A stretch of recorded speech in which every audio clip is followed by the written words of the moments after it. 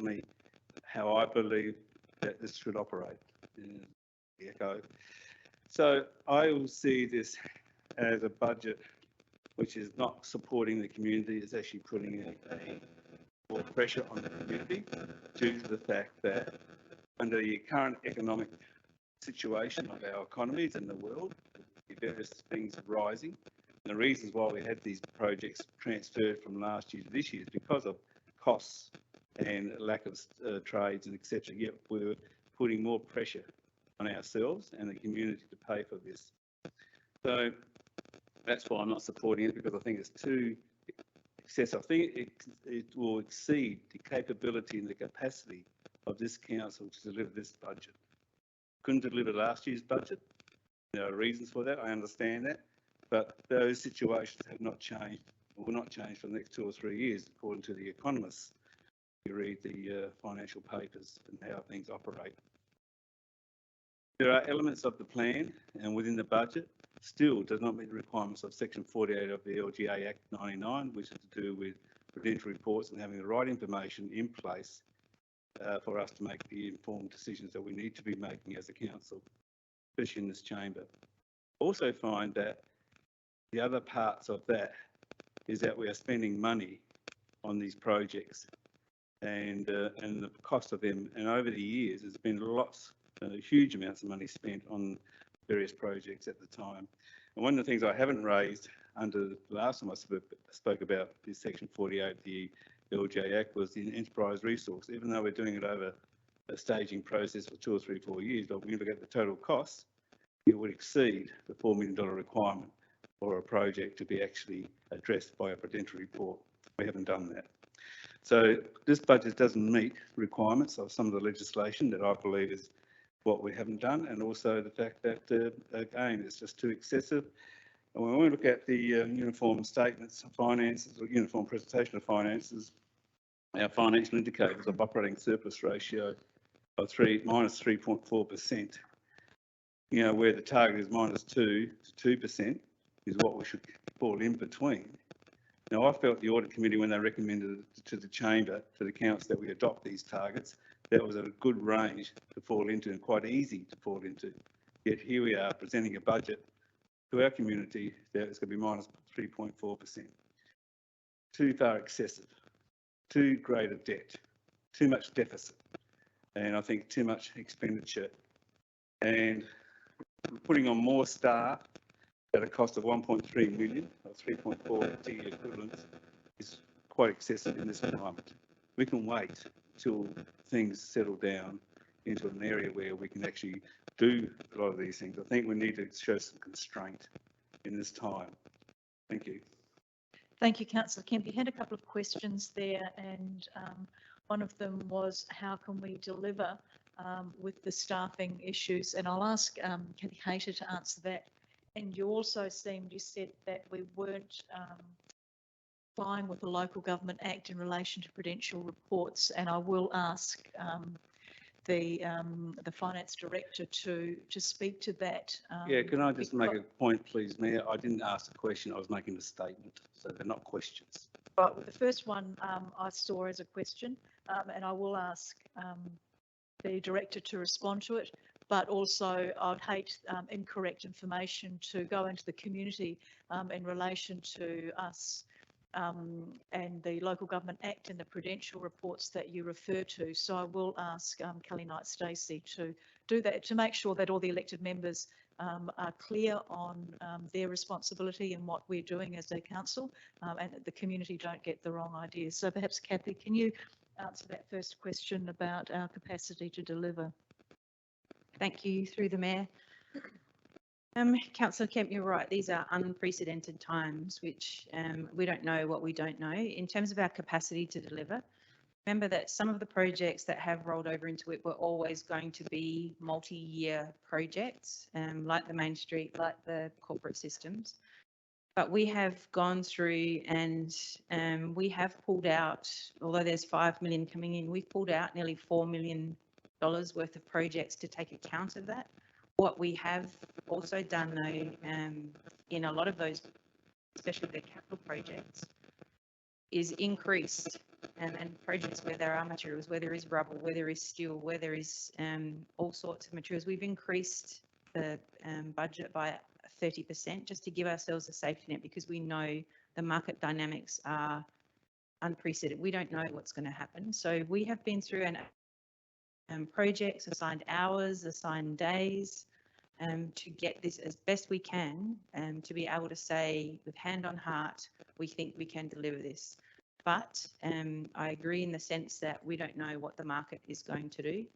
But this is our best informed guess, and we have been over this multiple times now. We, as in our team, the capital and infrastructure team, with the finance team, with the operations team, trying to come up with what we think is realistic. Thank you. And Stacey, Director of Finance, if you respond to the Prudential report. Thank you. Through the Mayor, I agree. Prudential reports. Point of order. Mayor Jenkins, could you please get the statements correct? I didn't make a query, I made a statement. If you want to make a question, you need to refer that as a question from you, not from me. Putting words in my mouth and misconstruing what I'm saying to the community. Councillor Kemp, we need to give the correct information to the community, and you have suggested that the council is not adhering to the Local Government Act, and in relation to that, specifically in relation to a Prudential report. I'm asking Kelly Knight Stacey to provide some information about that, because I think it is important to our community. I don't accept your point of order, and Kelly Knight Stacey, could you please respond? Thank you. Through the Mayor, so I agree. Prudential reports are really important, especially for big projects that council takes on. We haven't had any that meet the requirements of needing a Prudential report since the Aquatic Centre.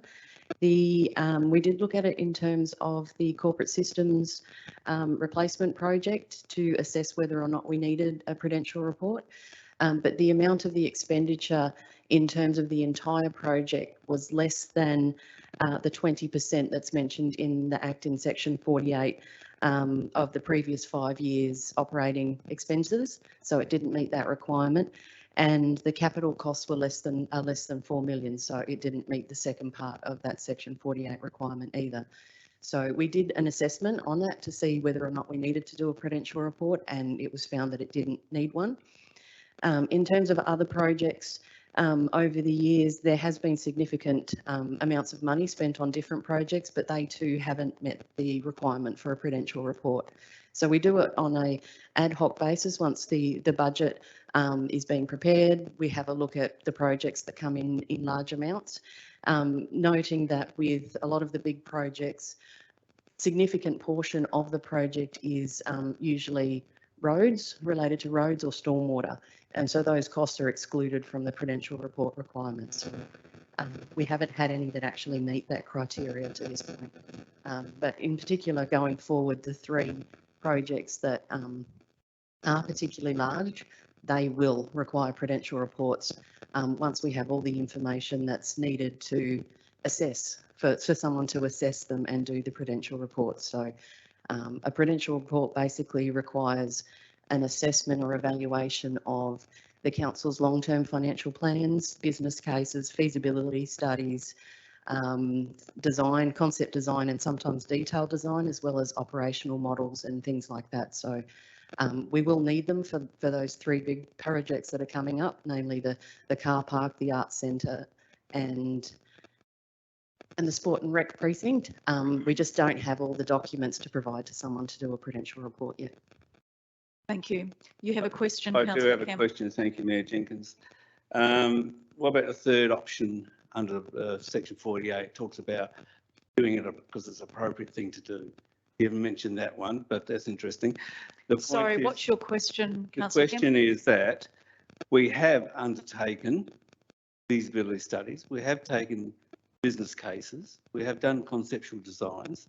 So why aren't we got Prudential reports already in place to move ahead? We know what these costs are coming. So why we haven't got this now Prudential reports ready? Because we should have had them done earlier than waiting until the chamber sits to say, do we actually go ahead now to do it or not? So why haven't we done it when we all got that information ready and done over the last couple of years? So through the Mayor, two things then. You're correct. The Act does allow for council to do prudential report if it sees fit. Council hasn't asked us to do a prudential report on any of those items that have been through the budget. So no prudential report has been done. One, it didn't trigger it through administration to come to council, and secondly, council didn't trigger it through a council decision. In terms of why we haven't done a prudential report yet, we do have some of those documents, totally agree. We don't have all of them. And so for someone to do a prudential report at this stage on any of those three projects, they would be coming back with a recommendation that we do other documentation first, and we'll be paying twice for a prudential report. Thank you. Councillor Lidley, you want to speak? I have a question. Your question, you seconded the motion? Yes, I have a Yeah. question. Your question? Yeah, so I certainly was aware of the need to produce prudential reports for such projects. My question, and some of it was answered earlier, so thank you for that, Kelly Knight Stacey. With regards to, had we reached the point in time that those prudential reports were required? My question is it the case that this council, admin or leadership, has been cautioned or faced a consequence with regards to its requirement to produce a prudential report on any project? And through the Mayor, no, we haven't, and it is one of the items that is audited and requested by our external auditors each year. Thank you. We are talking about recommendation 2. Have I got anybody else who wants to speak? Councillor Glasbrook. Well, I was just wanted to ask a question about the prudential reports as well. I was just, so I've been looking up since Councillor Kemp's motion. I noticed I have been trying to educate myself a little bit on these. It says that a prudential report should be done before a project begins or something like that. I can't remember the exact wording, I don't have it in front of me. I would have thought that if we're going to be asking for a planning approval, definitely the project would have started, in my opinion. So through the Mayor, that section basically refers to the construction or the council decision to actually proceed to construction.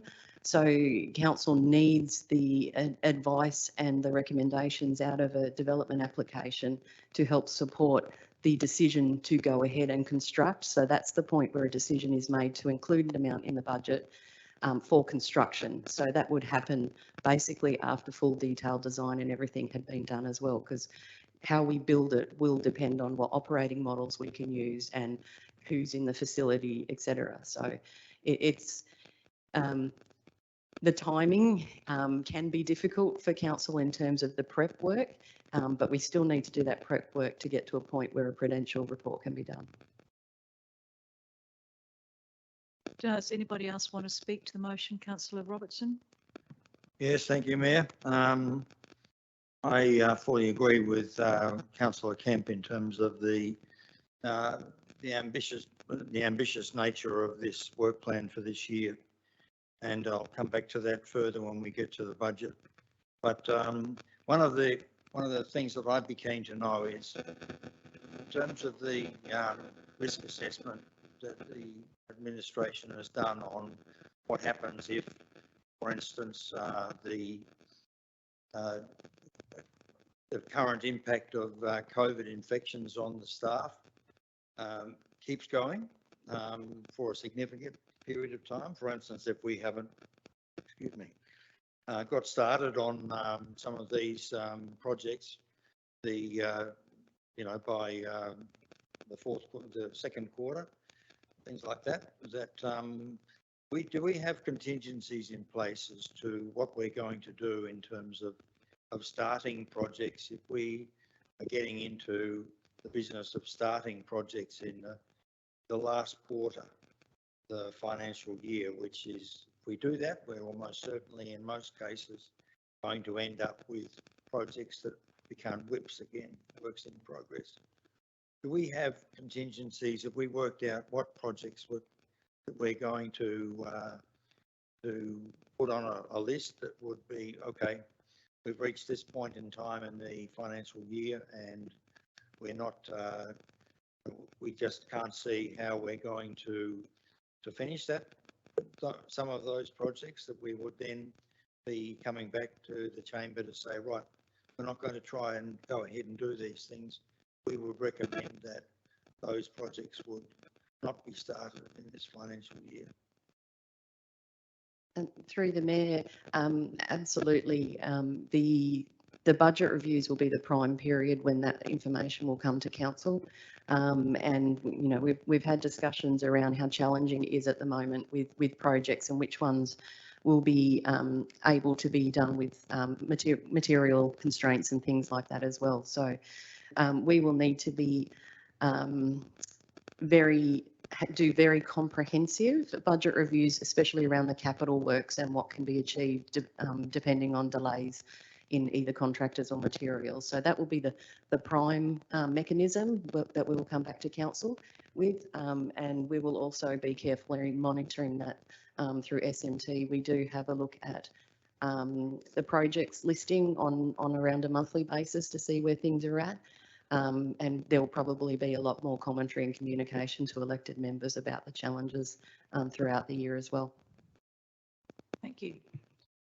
Is there any further commentary? Councillor Glasbrook, I think yours was a question I last asked a time. question. I'd like to ask another question if I could please, without Manager of Finance at the end, please. And I really should apologise for not asking this question a couple of weeks ago, but I only thought about it this afternoon while I was thinking about this meeting. We presented the very first initial draft to the Audit Committee of this plan.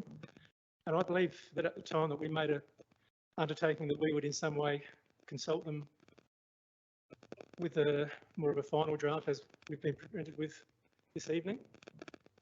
The reason why I asked that question is I personally would have found it helpful to have their opinion. So I know it's too late now, but I just thought I would ask that question in relation to trying to achieve this in the future. Yeah, through the mayor. So the Audit Committee were presented with the copy prior to public consultation. They haven't been provided with this current version, basically because there isn't an Audit Committee meeting at this point in time. We have included in the annual business plan a new section that isn't required until next year, but we've included it to show the variance between public consultation and what we've put to council tonight. Just to have transparency around the projects and the changes that have been made. Is there any further discussion? Councillor Mann, Councillor Hales, you haven't spoken. Is there anything that you'd like to say?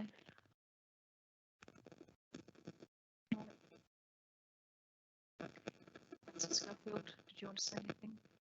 Did you want to close the debate? Happy to do that.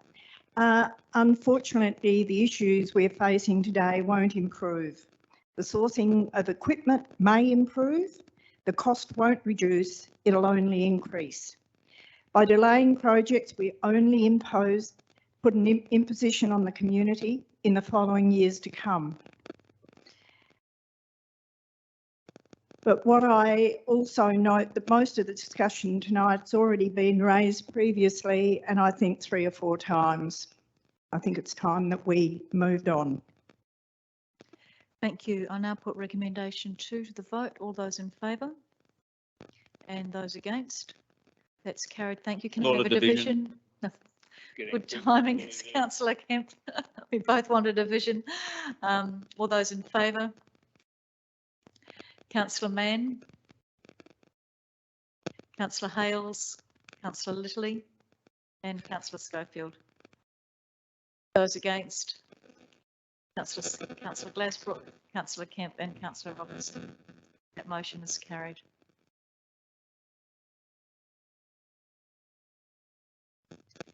We now move on to 4.2, which is the budget, and the first recommendation is the council receive and note the 2022-23 budget report. Someone like to move that way? Thank you, Councillor Hales, and seconding Councillor Robertson.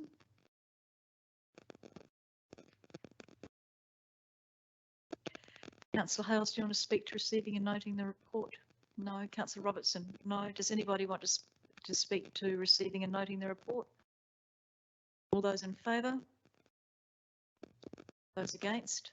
That's carried unanimously. Thank you. The second recommendation, that pursuant to section 123 of the Local Government Act, Council adopts the draft budget as presented in the budget financial statements, and forecasting a net capital expenditure of 11,765,500 and an operating deficit of, that's actually not, that's on the screen, sorry, $1,092,700. Would someone like to move that way? Thank you, Councillor Hales. And seconding that, Councillor Schofield. Would you like to speak to that, Councillor Hales?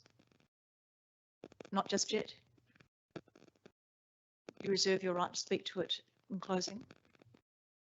Councillor Schofield, do you want to speak to that? Does anybody want to speak to that?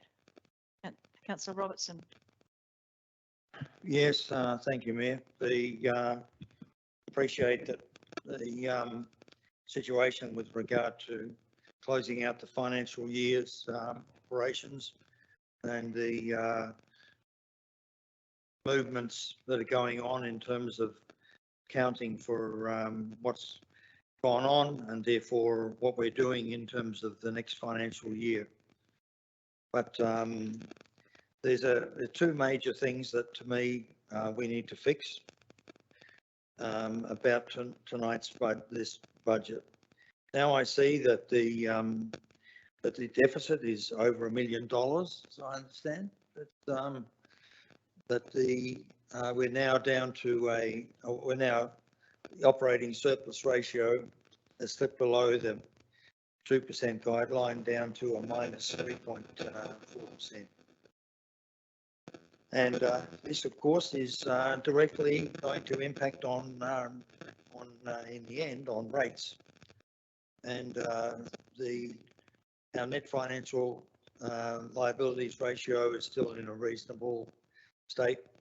The asset renewal funding ratio is still, I think, excessive because this business of us in this financial year with all the problems we have, creating a rod for our own back by pushing further to catch up on a couple of past years of where the asset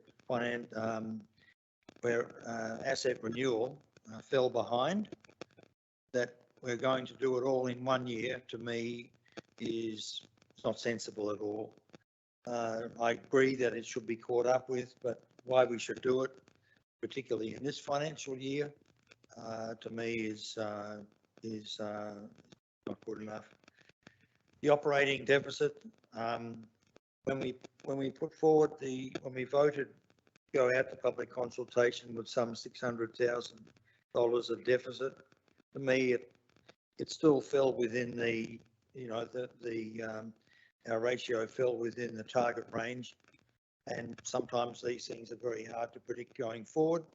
So I was happy enough to vote for, although I don't like deficits at all. I think they absolutely send a bad message to our constituents. But to me, I've reached the point where I will not vote for this budget if this remains that we are just continuing to pile on into the operating, pushing down the operating surplus ratio below -2% target down to -3.4%. I did ask a question of Kelly Knight Stacey this afternoon about what it would take for us to bring that operating surplus ratio back up to -2% or less, and therefore reduce the deficit for the year. To me, it looks like it's something of the order of 1% of the operating budget, and my proposal going forward is going to be shout out a motion on this, that if we don't sort out having this operating deficit brought back to where we went out to with community consultation, keeping within the operating surplus ratio, that we apply an efficiency charge across the whole budget, just reduce it down to that level. Going through the operating budget and trying to nitpick away at the $500,000, or now it's more than $500,000 of expenditures. You've got a minute left, councillor Robertson.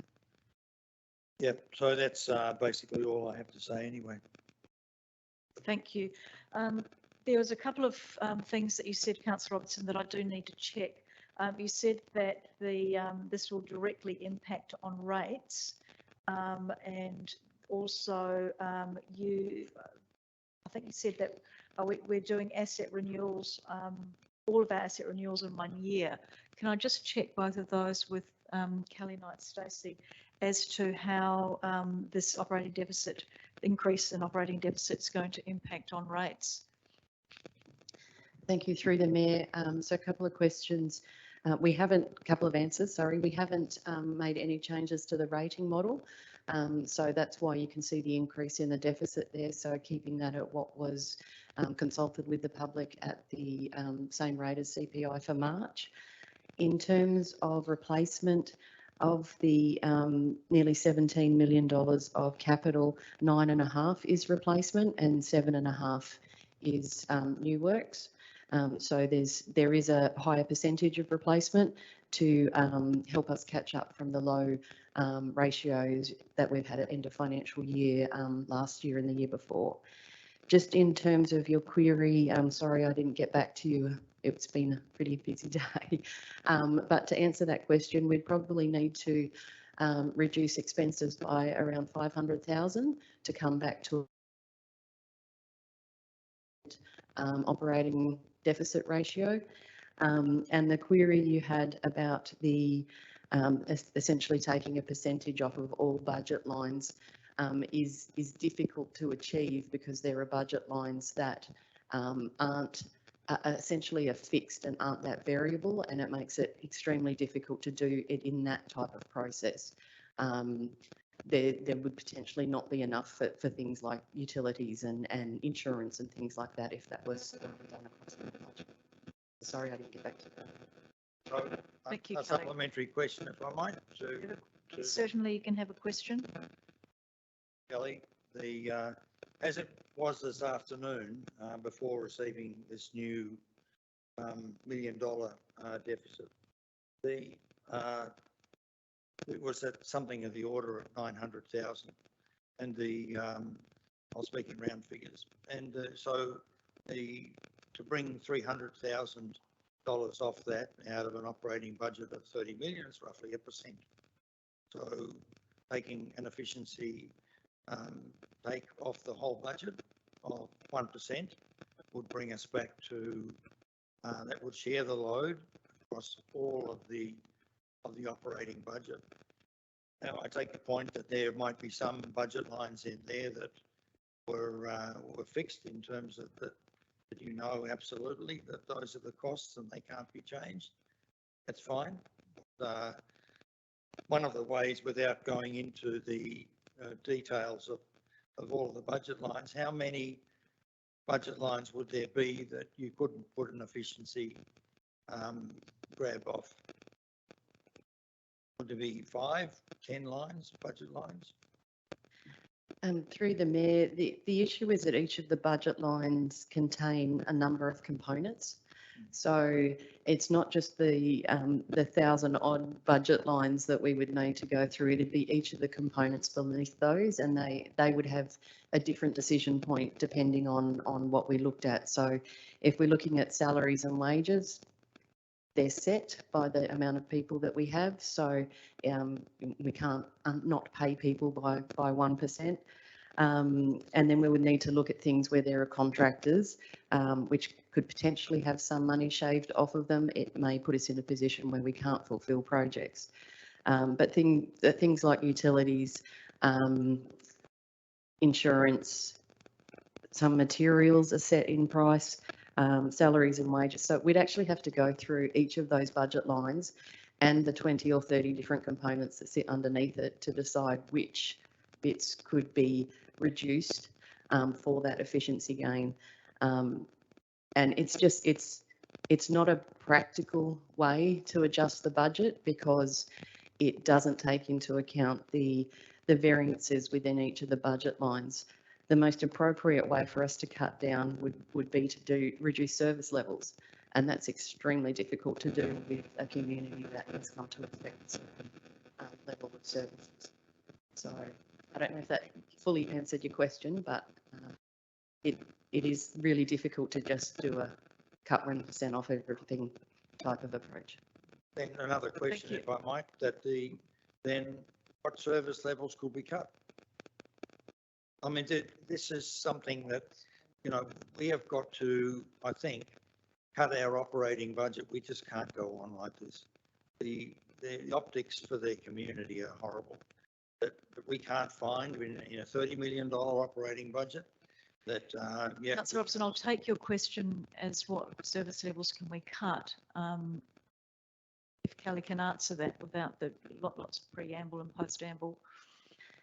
Sorry, Mayor, point of order. Do you have to put it like that? Do you have to respond like that? I don't accept your point of order and I'm not getting into a debate. Councillor Robertson. Kelly, can you answer the question?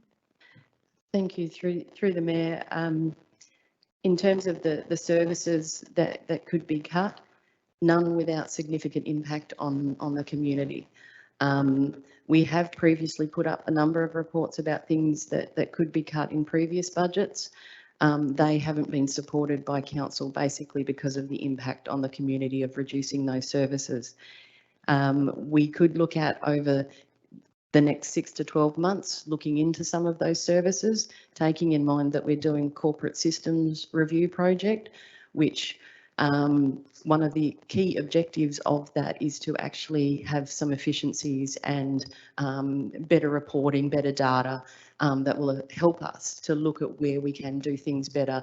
And that's, you know, a really important project that we're looking to provide some of those efficiencies and perhaps lessen the resource reliance of staffing on some of those services to make things easier going forward.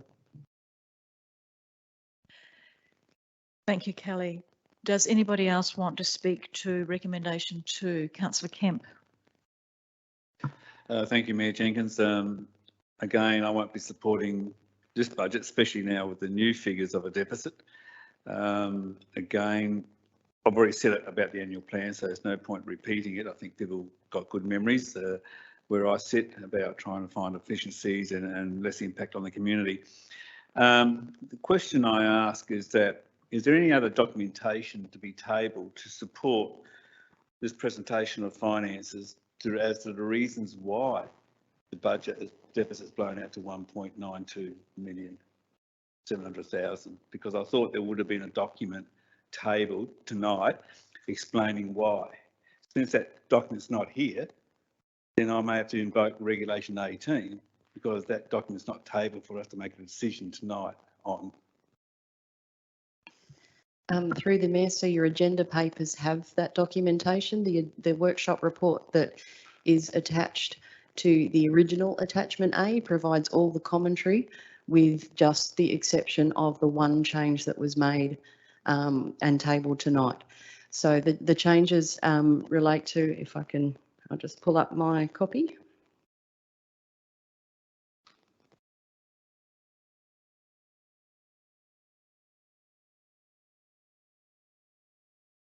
So the changes since the last budget workshop that was held on the 4th of July in terms of operating include a reduction in property to help offset additional budget in the sports area to allow for concept design, cultural consultation, business plans and prudential report, as well as a council area sport and rec master plan that was discussed at the last workshop.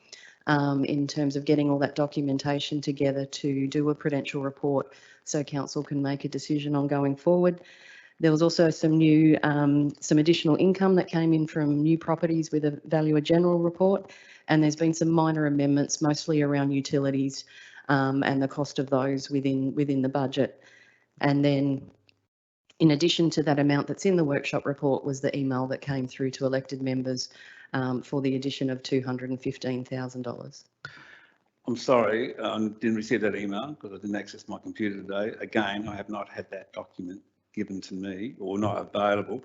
And I have to work within my 5 minutes. This document you spoke about sports upgrading and also the community land management plans and minor additional incomes and minor amendments is under the documentation for 877,700 deficit, not the 1 million. So I don't have a document in front of me that shows me where the 1,092,700 deficit is sitting. That's why I'm making the statement. Through the Mayor, so in terms of information, we have provided 877,700 in a document to you. You also have a document in front of you that details that shows and demonstrates the additional 215,000, which provides the total of $1,092,700 deficit. Is that this document here that was put on our desk tonight? And emailed earlier today, correct? Again, as I state, I did not get that document, so I am lost for information to make a decision because I have not read the document that actually justifies the additional costs. So I can provide you the justification if you would like. I want the document tabled in the chamber tonight for me to look at, please. You have the document on your desk, Councillor Kemp. No. Oh, you want the information in the email? We can certainly have a break if you would like to, if members would like a break. We've got a I could email here. have a comment while the staff go and get the email. Is that save having a We've got break? the email here.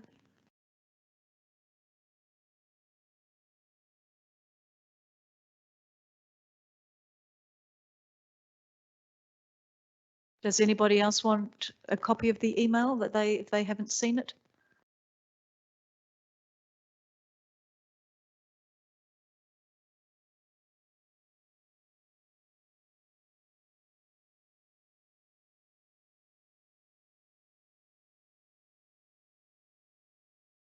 And if the members would like to go out of meeting procedure at any time to have further workshop about any documentation or to discuss any documentation in length, and the chamber would like to do that, you can do that. This is an important meeting and I'm more than happy for you to take all the time that you need so that you're clear on what you're voting for. And if there's any questions or anything that's not clear, I'll be asking the directors to clarify it for you.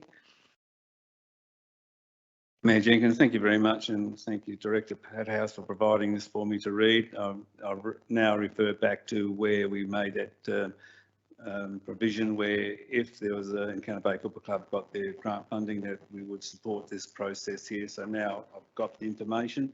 I'm quite clear as to how that deficit is now blown out. Thank you very much. Thank you, Councillor Kemp. Does anybody have any further discussion? Councillor Glasbrook? Yes, thank you. Well, the first thing I would like to do is thank the finance team and our management finance and the staff for their enormous efforts. I know you've had a hard time with this year presenting this budget to us elected members, and I do appreciate your efforts. I really didn't know what to say tonight. I was a bit stuck this afternoon, and I got at my my original document that I wrote when I was first going to run for council, and read what I'd said to the community about you know what I believe in, what I stand for, which, as you all know, is basically try and keep rates down, try and keep our expenditure under control, and try and reduce debt. And of course, I still believe that today. The second thing I did was I read the feedback we received. Again, I'd read it already once from the community. And although, unfortunately, it was not as many people have responded as I'd like. It was still quite clear to me, and that I just wrote down a few words, and the first one that was quite obvious was deficit, which Councillor Roberts has already touched on, and many people have said to me personally that we're having a 4.7% rate rise, and yet we still have a deficit. And I think some people in the community, certainly that I know of, are unhappy about that. The next one, of course, that was highlighted was debt. A lot of our community don't want this high amount of debt. I know many in this room disagree with me, but certainly the people that I speak to aren't in favour of us spending, significant amounts of money, particularly when we have such enormous plans coming up, such as our very, very needed sports and rec centre, $20 odd million. Now there's a push on for the car park, and the arts and cultural centre, well, there alone is $50 odd million. So, you don't have to be real smart to work out that we probably can't afford all of that stuff. And now I think our community realises that. The next one, of course, that was brought up was rates, high rates. A lot of people think that our rates are a lot higher than other council areas. I'm not wanting to debate that tonight, but it's certainly a feeling of our community. Increased full-time equivalent of staff members seem to be just get more and more and more. Reduced spending was another comment. The environment. It wasn't that long ago that we declared a climate emergency in this chamber. If you look at our budget, you would never pick that we're in a climate emergency because there's nothing in there. We're not in a climate emergency, not according to our spending anyway. So there's some of the things that I got out of that feedback from our community. So I believe, and I said this at our last meeting, that there is a disconnect between this council and the people who fund this council, which of course is the ratepayers.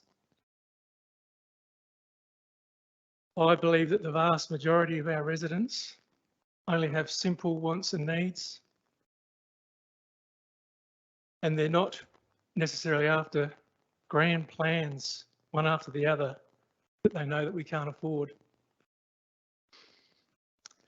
And as we move into this very challenging financial environment of higher interests, higher cost of living,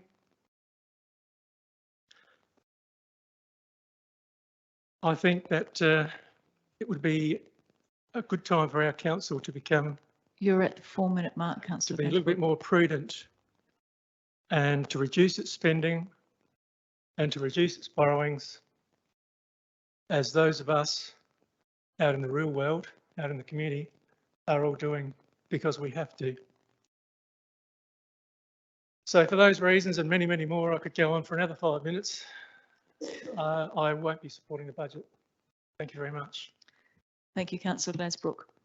Does anybody else have anything they'd like to add before I ask Councillor Hales if he would like to close the debate? Councillor Mann. Thank you, Mayor Jenkins. Yeah, just touching on a few points raised around the chamber, and I appreciate the different views. I guess touching upon Councillor Glasbrook's points he's just made, I think that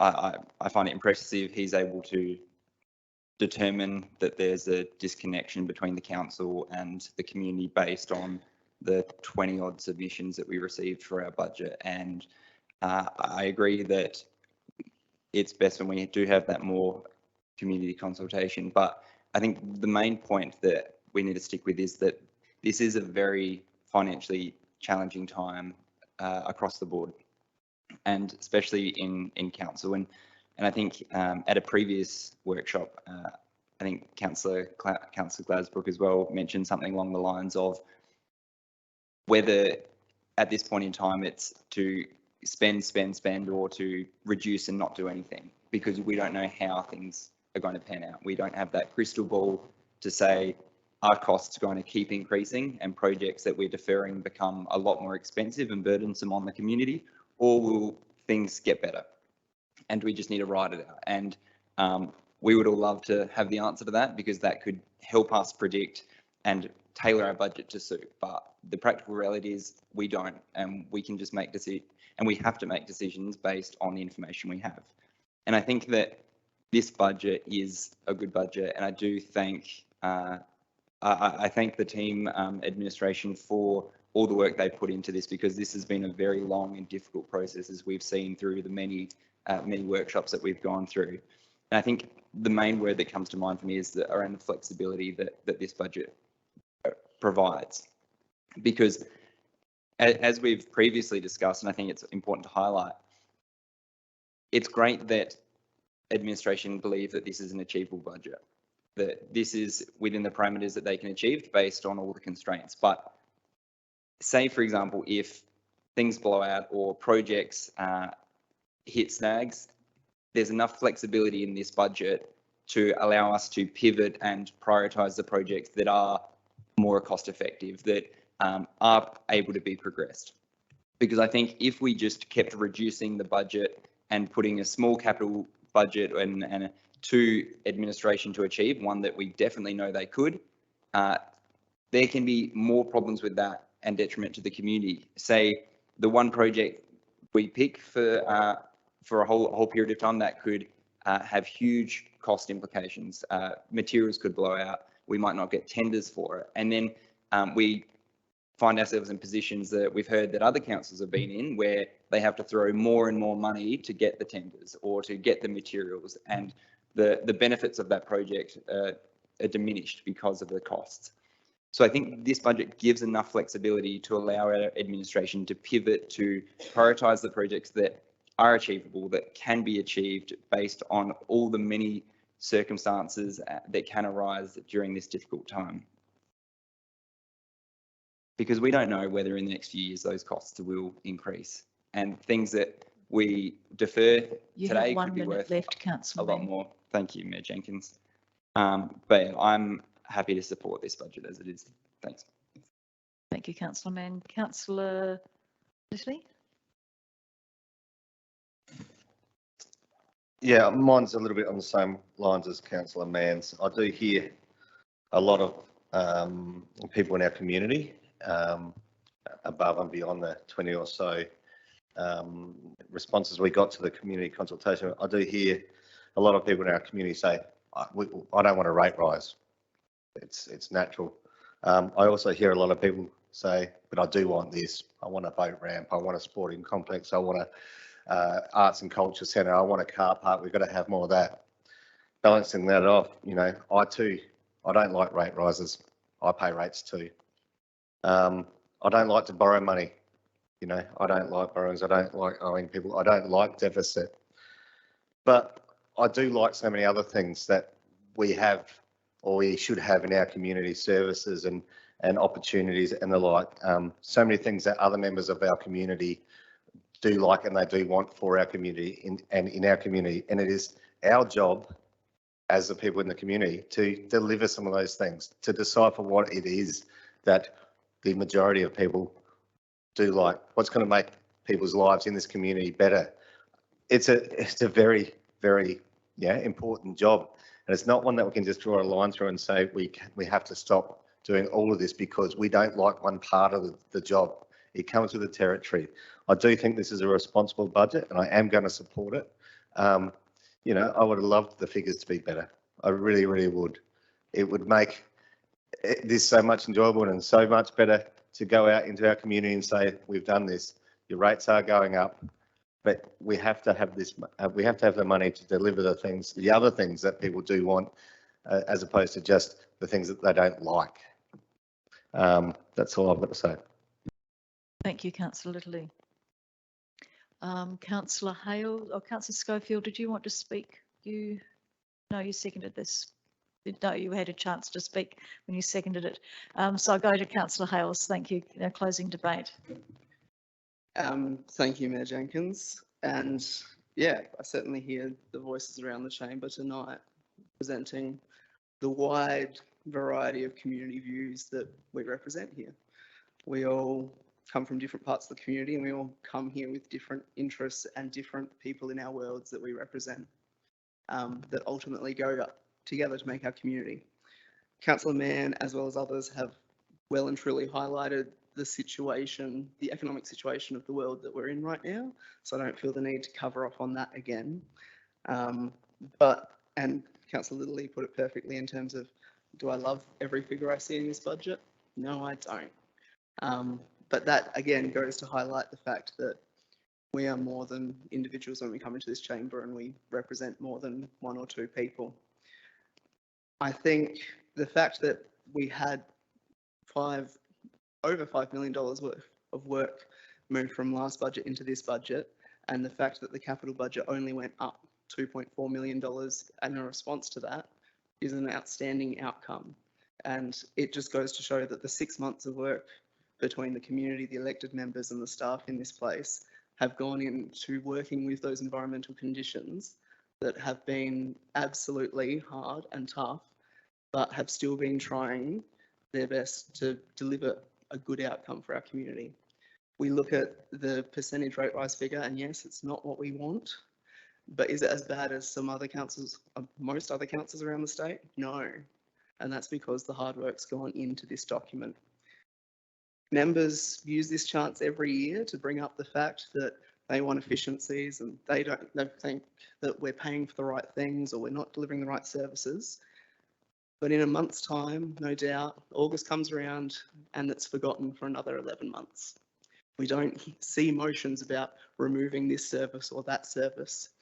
And I find it interesting that that is the case. We use our annual opportunity to whinge about the budget, and then we're fine with it for the rest of the year. Likewise, we come into this chamber once a month, if not more, and our community comes to us and says, we'd like this, we'd like that. And the prime example is the changes between what we had in our budget papers and the attachment that we were given tonight in email or on our desks. The change came from the fact that our community had asked for something and we'd committed outside of the budget process to doing that for them. And so therefore the figures had to be adjusted to reflect that. It's a good thing. We should be responsive to our community. We should be proactively helping them when they come to us with an idea, with their money, as well as the council at large's money, and supporting those things that actually build our community and take it further, make it a better place for its citizens. In this, absolutely, we all come with an individual mindset. Different community groups want different things and see other things that council do as detriments and wastes of money. We in this chamber know everything the council does, or should do, now at almost the end of our 4 years. And we know that it's a gigantic balancing act. And we have to manage the things that they like, the sport and rec centre, this project, that project, upgrading this or that, along with delivering on the curbs and the stormwater and all these, the rubbish collection, all these other things that they don't ask about, they don't care about. The only time they really notice it is if it doesn't work. And so I think this budget is a good budget. It will do good things for our community. A lot of the community I interact with are happy with the direction that Victor Harbor is going in. They are happy at the fact that there is change afoot. You have 1 minute left, Councillor Hales. Thank you, Mayor Jenkins. And so therefore, I think that every responsible measure is being taken in order to make sure that this is financially responsible and achievable, but also continuing on that path that helps Victor Harbor be a better place for people. I don't think it's helpful when we come into this place with rhetoric about the roof caving in and it's this disaster situation, when realistically the services that you'd have to cut in order to get the outcome you seek, some of those services are the thing that actually stops the roof caving in on some people's world. Some of the services we deliver for people in our community are things that they rely on to live life. And so that's something I'm really proud of. I think this budget is something that we should be proud of. And with that, I happily endorse the budget. Thank you, Councillor Hales. That closes the debate. And I will put that to the vote, and I'll ask for a division at the same time as putting it to the vote. So all those in favour, can you stand?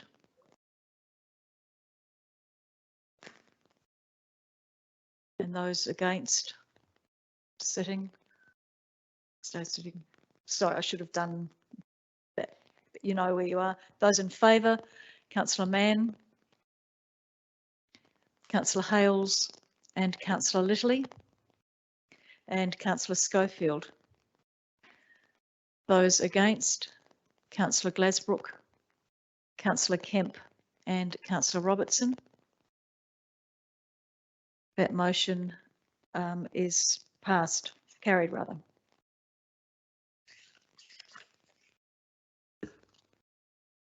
We now move on to 4.3, the rate declaration. And the first recommendation is that council receive and note the rate declaration report.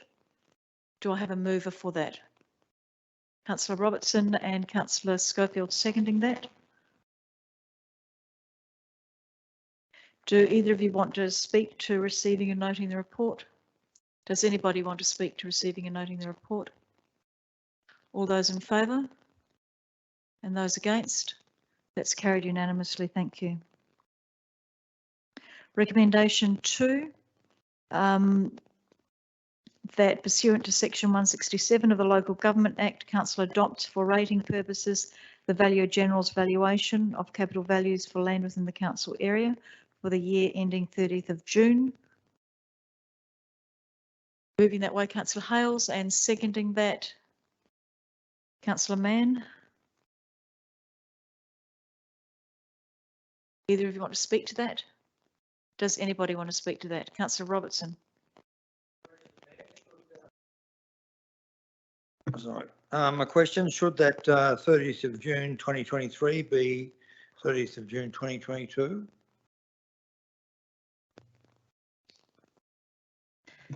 Through the mayor, so it does need to be 2023 because we're adopting that valuation for the purposes of rate notices for the entire year.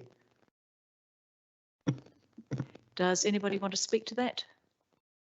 If not, I'll put that to the vote. All those in favour? Those against? That's carried unanimously. Thank you. The third recommendation I will take as read because that's a very long recommendation with 1, 2, 3, 4, 5 parts. Would somebody like to move that recommendation? Councillor Robertson. And seconding that, councillor Mann. Do either of you want to speak to that? Does anybody want to speak to that? Councillor Hales.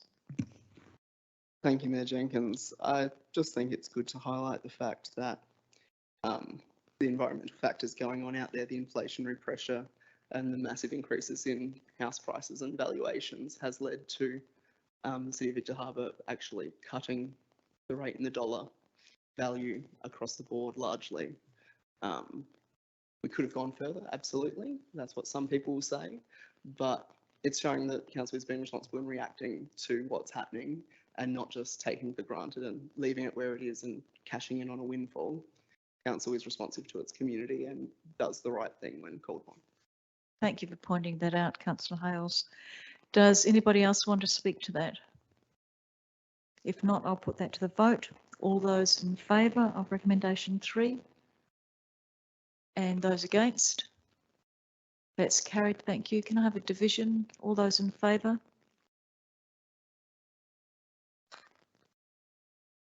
Councillor Mann.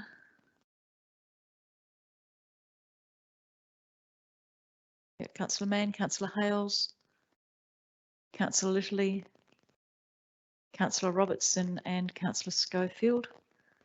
And those against were Councillor Glasbrook and Councillor Kemp.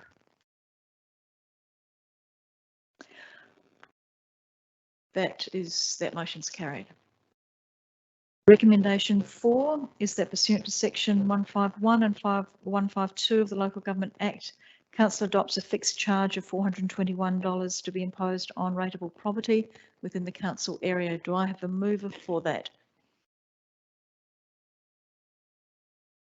Councillor Hales, thank you. And somebody to second that, Councillor Schofield. Do either of you want to speak to that? Does anybody want to speak to that? Councillor Kemp. Thank you, Mayor Jenkins. I do have a question. I think last year's fixed charge was 420, it's 421 now, so is that an increase around 5% from last year, or is it, I haven't got my calculator here to work that out. Through the mayor, so it's an increase of $21. It was 400 last year. And it is around 5.8% when you look at it individually, but it's 4.7 overall in terms of the average rate rise, including differentials and the fixed charge, to maintain approximately 18% of the total rate revenue from fixed charges. Thank you. Does anybody else want to speak to that or have any questions? In that case, there's no debate to close as such, Councillor Hales, unless you want to say something to close. I'll put it to the floor. All those in favour? And those against? That's carried, thank you. Can I have a division, please?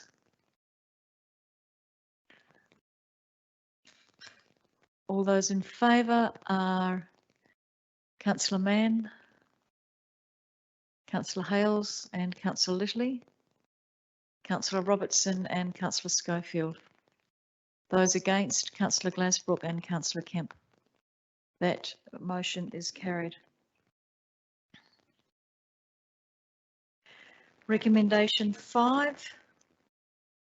I will take that as you've read it rather than reading it all out. Would somebody like to move recommendation 5?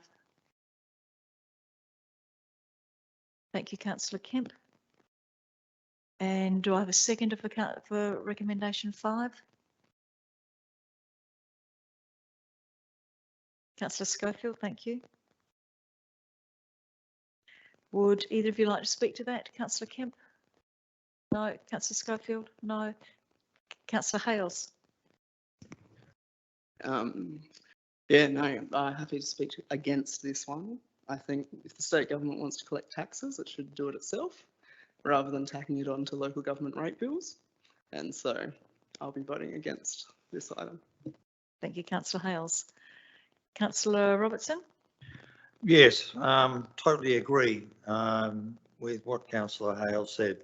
And I was wondering, in fact, why it was that we actually did this. Is it because we've been back to the state government and Kelly? said that, you know, this is your rates, I mean, these are your taxes, why aren't you taking care of them? So through the mayor, state government basically have it legislated within the Local Government Act as well as the Landscape Act that councils must collect and forward on what we collect as well as do the debt collection essentially as in the process. So it's actually in 2 pieces of legislation that we need to collect this. Our mechanism is through the rates notices. The implication of not adopting a rate in the dollar essentially is that we would still be required to pass the amount on that has been notified to us, to the board. We just wouldn't have the income to offset it. So it's actually within legislation that we need to collect and then pay to the landscape levy that amount. Thank you, Kelly. A supplementary question to that, please. So this means that because I think from memory, what used to be the NRM levy, this is highlighted separately in the rates notices, isn't it? Through the mayor, yes, it is. It's essentially a separate rate that we get given the dollar amount we need to raise, and then that's how we work out the rate in the dollar, and it's shown as a separate line on the rates notices. So here we are attempting to cover the cost. I thought that sorry, can you confirm to me or not whether we had been given some form of, was it only $10,000 or something? It wasn't enough, but that we actually do receive something from the state government for that collection. Is that true? Yes, through the mayor, that's correct. We get paid an amount of, I think it's around 18 cents per assessment for our trouble in collecting that, as well as a base rate. So it ends up around, I think it's around $5,000 or $6,000 to collect those monies that we send an invoice to the board for to get back in return. So, sorry, another question on this, but so it says here that that this amount of money is to recover amounts payable to the Hills and Landscape Board. So because my understanding also is that if these levies from the state government are not actually provided by the ratepayers, then the council has to stump up the money. Is that correct? So if we have included it in our rates notice, it's essentially is a charge on the land, and the landowner is required to pay that amount. If we don't include them on the rates notices, we would still effectively need to pay the Landscape Board the amount that has been determined. If the ratepayers don't pay their rates and essentially are in debt collection, council is responsible for chasing that debt. Yeah. And finally, if I might, if we don't pass this, which I totally agree, that this is an outrageous proposition, that if we don't pass this, what is the impact of that? So the impact on council, I'll just open up the budget to tell you exactly what the amount is. Actually, I think it's in the report. That will be quicker. So the amount that we are trying to recover is $454,232 that we wouldn't have an income to offset. So I think it likely that we would receive, we will still receive the invoices from the Landscape Board and would need to essentially pay them without a corresponding income to offset it. So your deficit would go up by $454,000.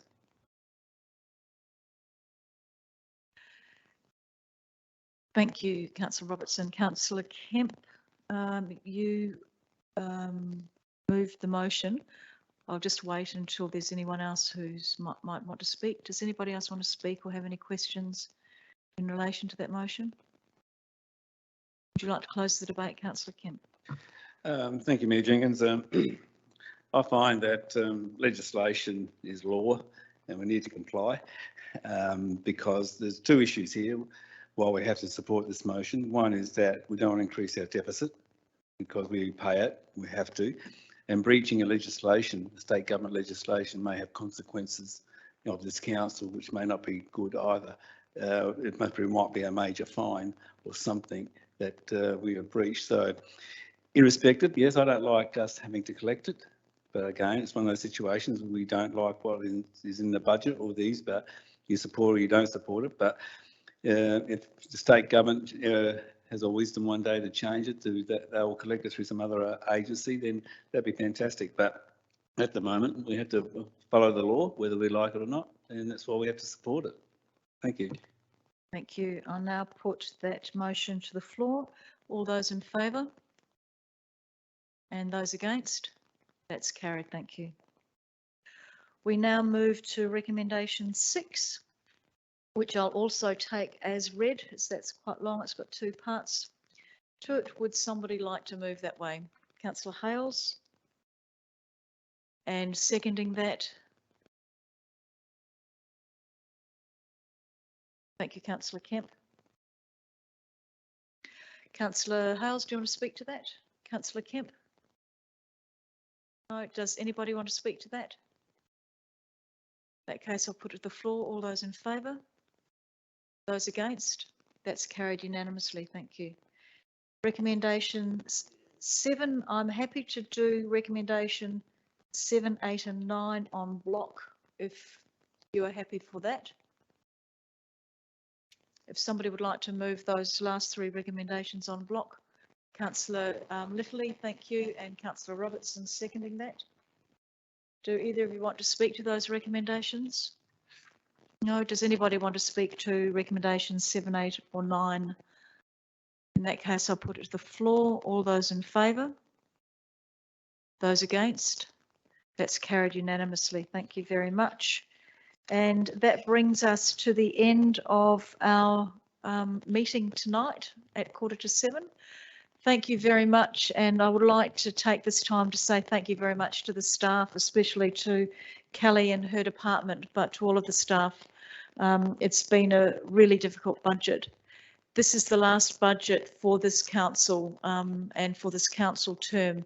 So I'd also like to take the opportunity to thank the elected members. I think it's really good to have the diversity of views because we do have a diverse community. There's been lots of great debate on this, and I'd like to thank each of you individually for your input, which I think has been really good and has been appreciated by the community. So good night and see you next time.